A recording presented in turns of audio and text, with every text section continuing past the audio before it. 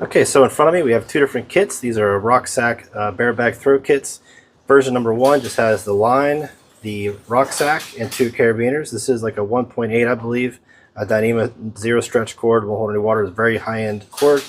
Version 2, you get an upgraded cord, which is 2.2 millimeter cord, less tangles. We also get the cord winder to make things a lot neater. This does fit inside the stuff sack.